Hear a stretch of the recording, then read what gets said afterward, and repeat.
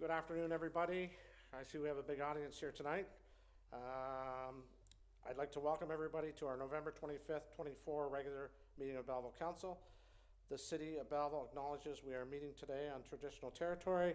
We recognize and honor the historic relationship of the Indigenous people to the land and acknowledge our shared obligation to respect, honor, and sustain these lands and the natural resources contained within them. We recognize all First Nations, Métis, and Inuit who call Belleville their home and support the need for cultivating a strong relationship with them. We look forward to fostering a path towards reconciliation and show respect for the Indigenous peoples who first lived and currently live on this land where we now all reside together. I will call the meeting to order. We are all present except Councillor Chatton, and please remain standing for a moment of reflection. Deputy Clerk Katie McPherson. May we be worthy custodians of all that has been entrusted to us. Help us to be concerned only with what will promote good government. May we bring to council chambers minds that think and hearts that feel, always having respect for others so that we may serve the people of our city in a helpful manner and for the good of all. Okay, please be seated. Disclosure of pecuniary interest and general nature thereof. Seeing none, I need a motion to move the regular council meeting minute meetings of November 13th, 2024. Moved by Councillor Carr, seconded by Councillor Kelly. Discussion, all in favor? Carried. I need a resolution that council rise and go into committee of the whole to hear and consider reports, passing of recommendations and resolutions with Councillor Thompson in the chair. Moved by Councillor Wright Miller, seconded by Councillor Sue. All in favor? Carried.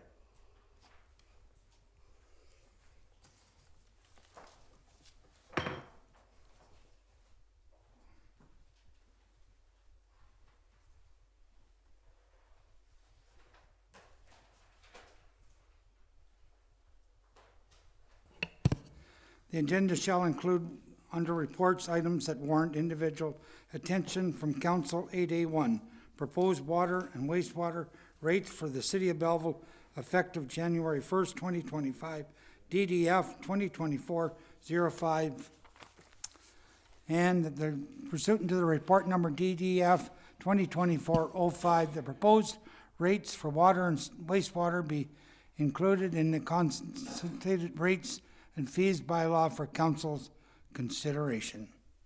Need a mover and a seconder. Mayor and Councillor Millette, any questions?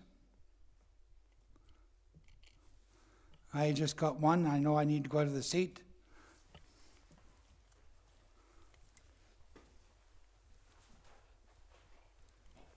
Councillor Thompson, you have the floor. Just one statement I have to make, and I make it every year at this time. There's only one taxpayer, so remember the rate increases when we go to the final budget in March or April, that these increases, I know we're in line with other municipalities, but I think we all have to be cognizant about the rates of water and sewer in our city. Thank you. Okay. Anybody else? Thank you, Councillor Thompson.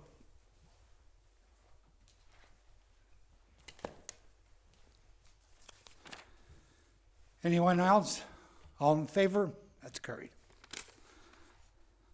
882 bus replacement funding adjustments, AC 2024-10, resolution that the 2024 capital budget be amended to reduce long-term debt funding by $1,347,000 and increase provincial gas tax funding by $1,347,000 for the budget items 23-1-033, 2 hybrid bus replacements, and 2 hybrid bus and 1 new mobility bus. Mover and seconder. Councillor Barr Benwright and Councillor Brown. Any comments? All in favor? That's carried. 83, 2025 pre-budget approval for transit staffing. DTOF 2024-09. 2025 pre-budget approval for transit staffing HTML resolution. That pursuant to the Director of Transportation and Operations Service Report number DTOS 2024-09, that 2025 pre-budget approval be provided for the addition of 6 new transit operators commencing January 1, 2025 in the amount of $465,500 net impact to be funded by the taxation, provincial gas tax, and fares. Councillor Brown, seconder, Councillor Henry Miller. Any questions? All in favor? That's carried. 8A4. The seconder for that, Councillor Millet. Any questions? All in favor? Thank you. 8A5, approval of the HR Committee Terms of Reference, DHR 2024-07 resolution that pursuant to the Director of People and Corporate Services report number DHR 2024-07 that the HR Committee Terms of Reference be approved. Councillor Kelly, Councillor Brown, any questions? All in favor? That's carried.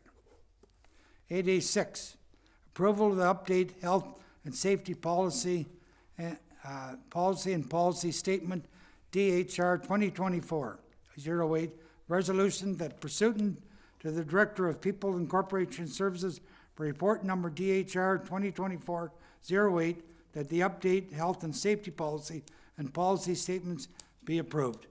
Councillor Brown, Councillor Margaret Sue, all in favor? Carried. 8A7, approval of the update recruitment policy DHR 2024-09 resolution that pursuant to the Director of Peoples and Corporate Services report number DHR 2024-09 that the update recruitment policy be approved. Moved by Councillor Henry Miller, seconded by Councillor Carr. Any questions? No? Councillor Carr didn't want that. Okay, Councillor Millet? Any questions? All in favor? 8A8, 2025 terms, interim tax levy report, MTF 2024-03, resolution that pursuant to the Manager of Taxation report number MTF 2024-03, a bylaw to approve the implementation and collection of 2025 interim tax levy be prepared for Council's consideration. Councillor Kelly, seconder, Councillor Henry Miller. Any questions? All in favor? Carried. 89, sole single source purchase of application for recommit DTOS 2024, sole single source purchase of application of recommit, and that according to the section 20 or 30-3 sole and single source approval and reporting of the city's purchasing bylaw number 2023-183, the quotation from Superior Road Products be accepted for the implementation recommend and the CRF in the amount of $242,293.98 plus $33,498.22 HST for a total of $273,792.20, and the mayor and city clerk be authorized to sign the acceptance agreement on behalf of the corporation and the city of Belleville, and the city clerk be authorized to fix the corporate seal. Mover, Councillor Carr. Councillor Millet, any questions? Councillor Margaret Sue.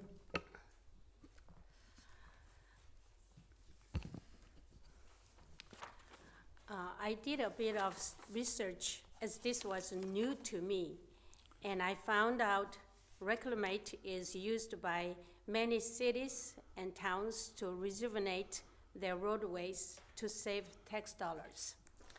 So through you, Mr. Chair, could you tell me and the audience a little bit about the city of Belleville's experience with the Reclamate? Councillor Reid, Director Reid. Yep. Through the chair to Councillor Sue, we've been utilizing Reclamate now for a number of years. You know, it's a tool in our toolbox to help You know, as our asphalt ages, our roads ages, it becomes more brittle. You know, and as you can appreciate, it oxidizes and becomes more brittle. And as you can appreciate, we need, in our freeze-thaw cycles in our climate, we need to make sure that the asphalt AC that's in the pavement can flex to withstand those and prevent cracking. So this is a method in which, you know, again, is more preventative maintenance than not, and we're happy to use it.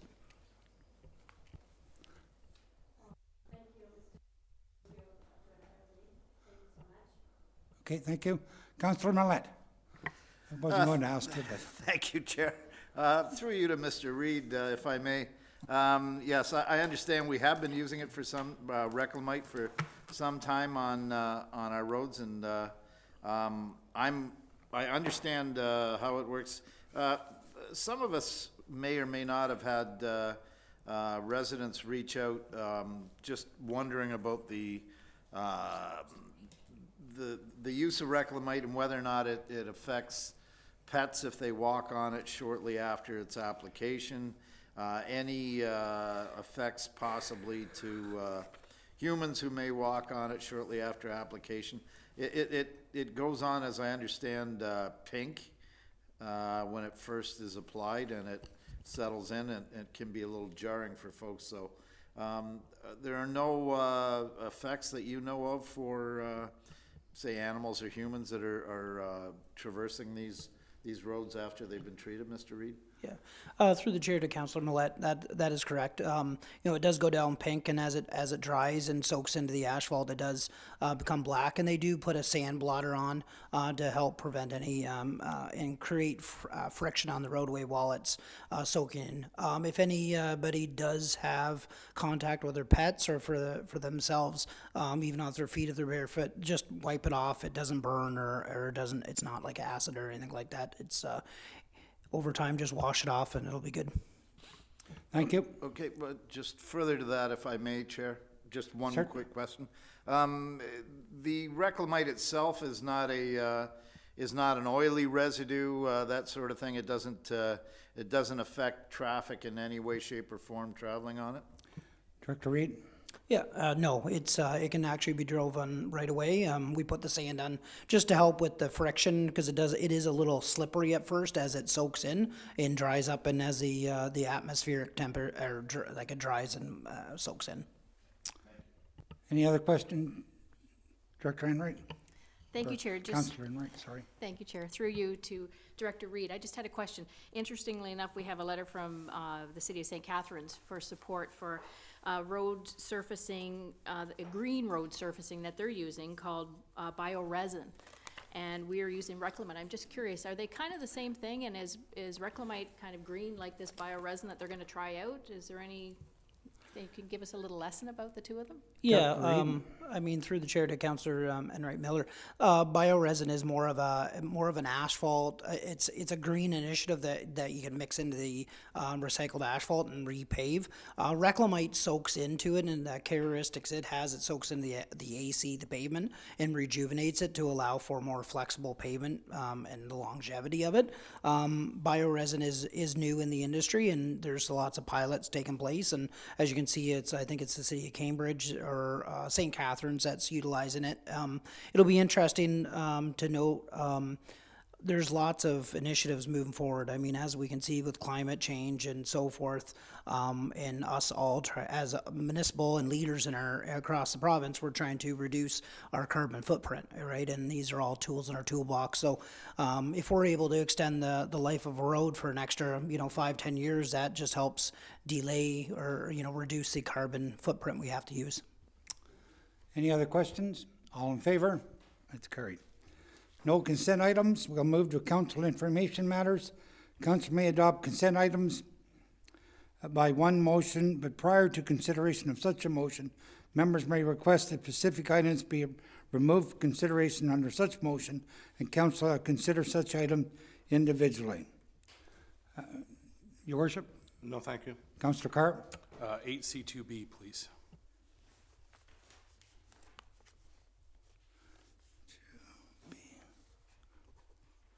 Councillor Enright? No, thank you, Chair. Councillor Sue? No, thank you. Councillor Brown, No, thank you, it's already been pulled. Councillor Millet, Already pulled. Councillor Kelly. Already pulled. Thank you. And so can we have a motion to approve the items all except 8C2B?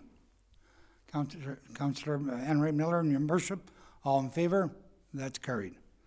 8C2B was pulled first by Councillor Carr.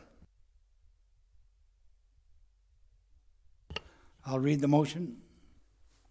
Resolution from the Township of Papineau, Cameron, calling on the Ontario government to amend the Ontario Building Code to include provisions for the pre-approved affordable housing plans specifically aimed at supporting low-income and homeless individuals, including standardized design, flexible design standards, community integration, support for diverse models, and further that the Ontario government engaged with stakeholders to develop pre-approved plans.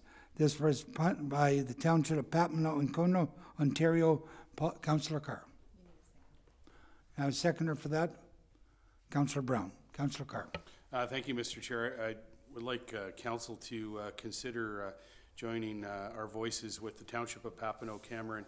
And as you outlined, you know, this is related to amending the building code. We hear from builders all the time that there's over-regulation, there's too many restrictions, things can't get built quick enough or affordable enough.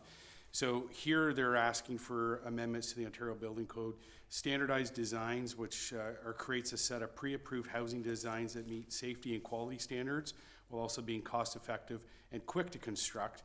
Flexible design standards allowing for innovative building designs and materials that meet affordability criteria while ensuring safety and livability, and then support for diverse models as well. Interestingly enough, I talked with a member of the public regarding modular homes, and it's interesting, you can get a seasonal home that's characterized as fitting the 3 seasons, and it's basically just a stamp on the product. But meanwhile, there is another standard out there that allows for the 4 seasons. But if you were to compare the 2 units side by side, there's really no difference. Other than the Ontario Building Code is an impediment to having these utilized. So even if we're talking about secondary suites or things of that nature, there's products out there on the market that can meet the demand, but the building code is so restrictive that clearly we're seeing just one type of build all the time. So I think the province, if they really want to commit themselves to affordability, they have to make regulatory changes. And I think this is a good one to start with. And the pre-approved designs and the different types of materials, they can get quick approval. That means things get built faster, more economical, and puts more of our residents in a home. So I think it's something that we should certainly consider and support. Thank you. Thank you. Councillor Millet.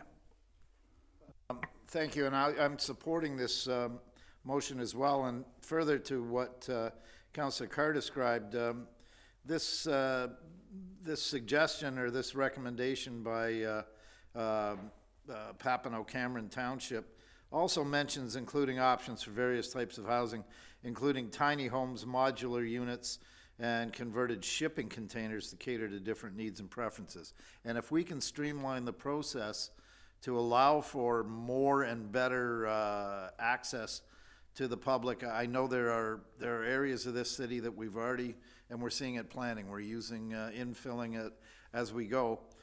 Some of these options could be used in some of these larger, old existing, in some cases, 100-year-old lots that are over an acre in size in the East Hill.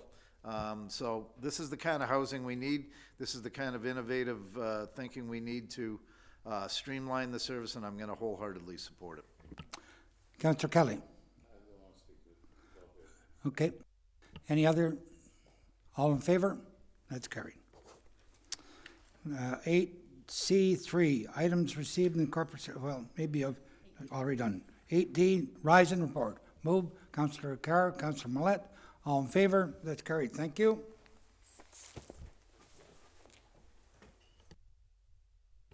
Thanks, Councillor Thompson. Rise and report, following bylaws, first reading. 2024-191, 192, 193, and 194. I need them moved and seconder. Councilor Enright Miller, Councilor Thompson, all in favor? Carried. Second reading of bylaws and discussion, 2024-191, 192, 193, 194, moved by Councilor Sue, Councilor Millet. Discussion, all in favor? Carried. Third and final reading of bylaws, 2024-191, 192, 193, and 194, moved by Councilor Enright Miller, seconded by Councilor Kelly. All in favor? Carried. New business. Motions. Notice of motions. Announcements. Councilor Thompson. Just have one. I want to thank everybody for coming down that was able to come down on Friday night to the festive lightings. We had a wonderful turnout. What's wrong? Oh, you looked at me in astonishment. Just okay. It was a great turnout. We figured we had any place from 3,000 to 5,000 people. The displays were wonderful. Our food vendors were very busy, and you know, Santa Claus and Mrs. Claus is going to be down there every Friday night from 6:30 till 8 o'clock through Christmas, handing out coloring books and crayon and candy canes. So I just want to thank everybody. I want to thank the committee that was down there, and I want to thank the donors specifically. This was a record year for donations for the Christmas, the lighting display in itself. So thank you all, and look forward to the kids and the adults coming down now at Christmas. And thank you, Councilor Thompson, and your committee for all the work you put into that. Good show. Proclamations, have we got any announcements still? Councilor Enright Miller? Thank you, Your Worship. I just have one. December 3rd is International Day of Persons with Disabilities, and I just wanted to let everyone know in our viewing public, anybody with businesses, the Rick Hansen Committee is putting on a free webinar luncheon. It's entitled The Power of Inclusive Decision Making, and if anybody would like to attend in our viewing public, please reach out to me and I'll make sure that you get a link to this. They have some really interesting keynote speakers. Chloe Angus, who is the Director of Lived Experience for Human Resources in Motion Robotics. Lisa Parks from KPMG Canada, who is our in-house auditor, or City Belleville auditors. Mrs. Sarathi, who is also Associate Vice President of Diversity Inclusion for Canadian Tire Corporation, and Dr. Maheo Sekua. He's a blind genetist and renowned accessibility expert of post-secondary education and employment for people with disabilities. So very interesting topics, lots of question and answers. So if anybody would like to attend, please reach out and we'll hook you up. Thank you very much. Thank you, Enright Miller. Anybody else? Councilor Kelly.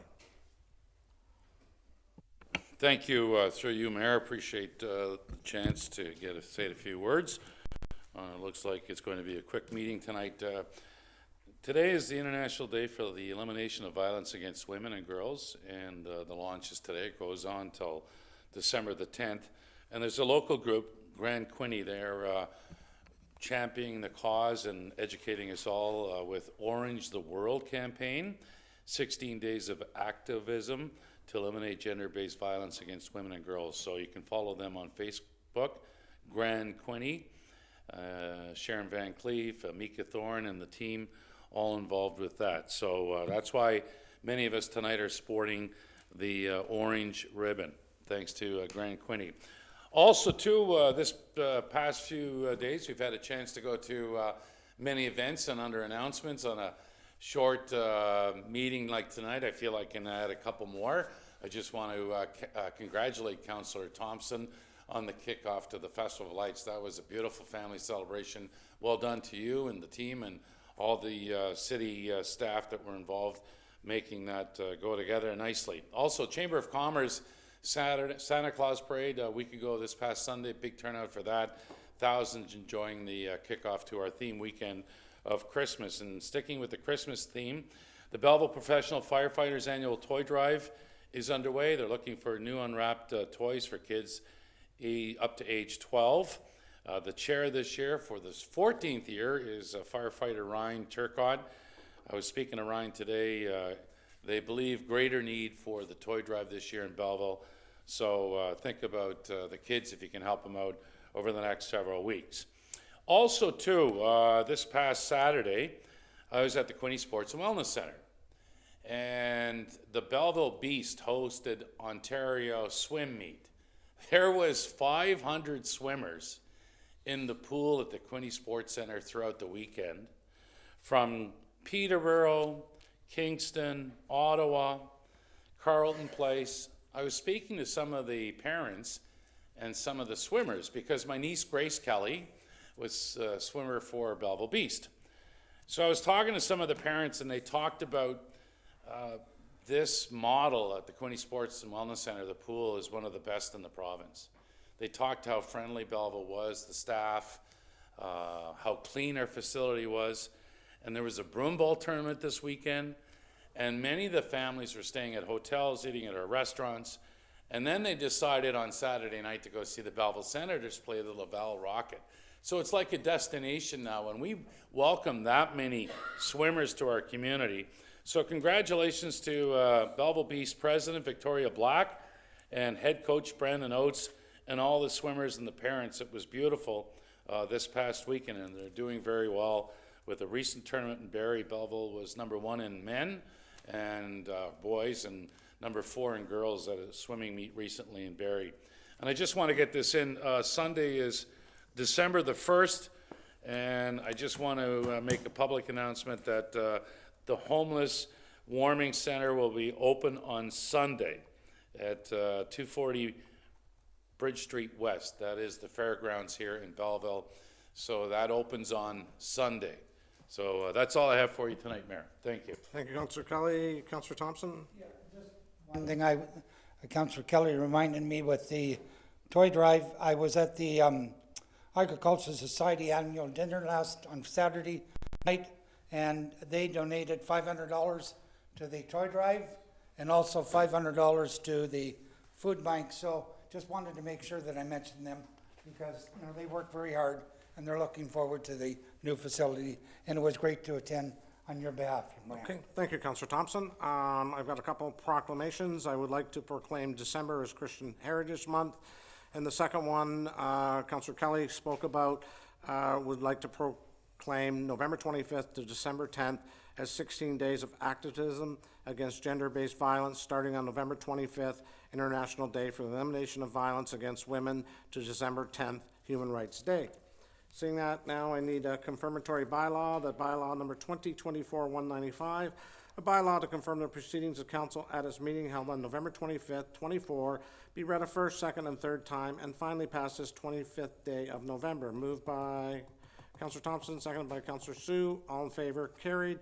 Motion for adjournment, Councillor Carr, Councillor Brown, all in favor, carried. Thank you very much, everybody.